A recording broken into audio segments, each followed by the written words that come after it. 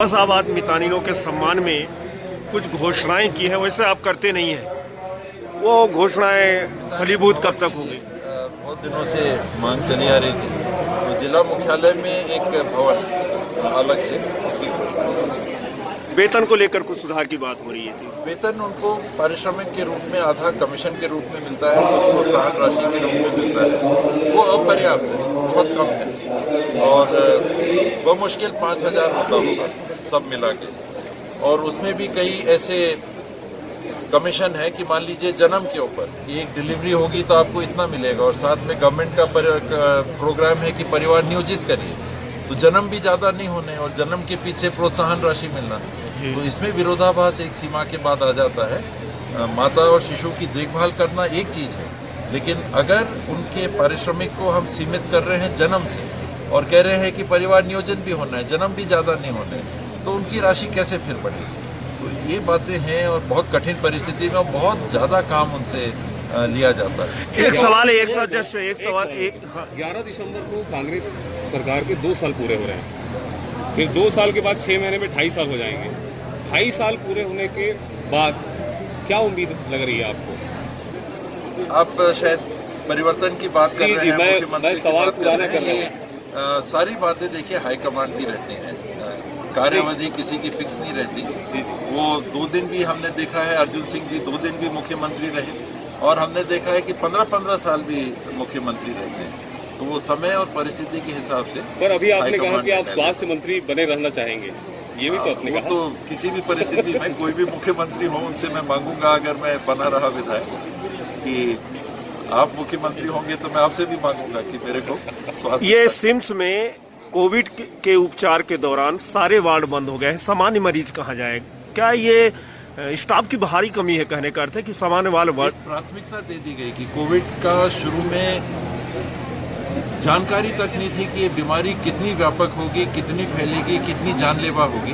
तो दुनिया का ध्यान एक तरह से केंद्रित हो गया था कोविड के ऊपर, और धीरे धीरे जब कोविड के बारे में जानकारियां भी होने लगी, उसके नियंत्रण के बारे में भी बातें सामने आने लगी कि ऐसा नहीं है कि पूरी दुनिया को कोविड हो जाएगा, और इसके मारक क्षमता इसकी कितनी होगी, ये सामने बातें आने लगी।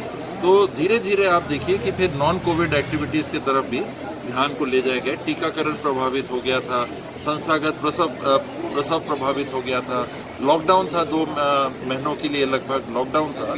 तो लॉकडाउन में प्रसव के लिए भी गांव से महिलाएं नहीं आ पा रही थी, संख्या सीधे दिखता है। एक और आप मितानिनों के लिए इतना सोच रहे हैं, वहीं कल रायपुर में लाठीचार्ज हुआ मितानिनों के ऊपर। ये दुर्भाग्यपूर्ण है, लाठीचार्ज जैसी स्थिति नहीं होनी चाहिए। स्थानीय विधायक ने 2012 में वो मितानिनों के ऊपर नहीं थी लाठीचार्ज, तो मेरे ख्याल से ये विद्या में 2012 में सिम्स में जो है फर्जी भर्ती को लेकर के काफी कुछ शिकायत हुआ, उसका जांच वगैरह भी हुई। कोर्ट ने भी कह दिया। आप प्रेस कॉन्फ्रेंस भी बोले थे। नर्सों की भर्ती के लिए शायद आप कह रहे हैं, उसमें कोई कार्रवाई कई स्टाफ की भर्तियां थी। 2012 में लोकायुक्त भी गया और एक बार आपको यही सिम्स में रिमाइंड किया। बहुत जटिल बात होगी तभी विभाग उसके आगे नहीं जा पा रहा है। जिनका चयन हो गया वो भी कोर्ट में जाने की बात, जिनका चयन नहीं हुआ वो भी कोर्ट में जाने की बात। तो कार्रवाई और किन्हीं कारणों से वो भर्ती हुई होगी, उस समय जो भी अधिकारी रहे होंगे या अन्य जिम्मेदार लोग रहे होंगे, हो सकता है कहीं ना कहीं वैसी बाधा। 3 मेडिकल कॉलेज की घोषणा की है, काम कब से शुरू हो रहा है? वो इसमें वित्त विभाग से भी अनुमति मिल गई है पद भरने के लिए। हम लोगों ने डीन की भी नियुक्ति 3 नए मेडिकल कॉलेज के लिए कर दी है, कोरबा के लिए भी, महासमुंद के लिए भी, कांकेर के लिए भी।